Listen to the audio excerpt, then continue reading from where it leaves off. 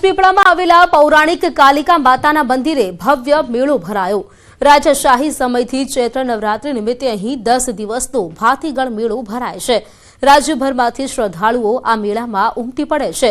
વિશેષ ધોબી સમાજ તથા ગોહિલ સમાજના શ્રદ્ધાળુઓ દૂર દૂરથી મંદિરે દર્શન માટે આવે છે।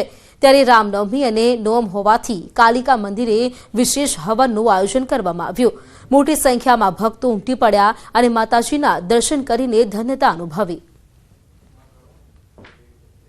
સ્ટેટ સમયના મહારાજા સાહેબ શ્રીમંત શ્રી વિજયસિંહજી મહારાજ સાહેબે આ સ્થાપના કરેલી છે અને 80 વર્ષ ઉપરાંત જૂનું મંદિર છે।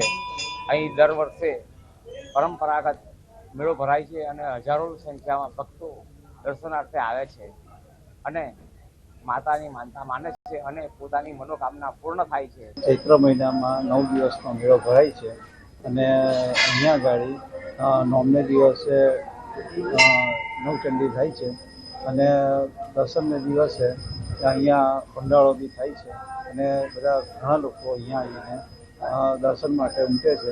વર્ષો પુરાણાનું મંદિર છે। અહીં ગાડી સૌ ભાવિક ભક્તો આવે છે। કઈ મનોકામના હોય તો સૌની માં પૂરી કરે છે।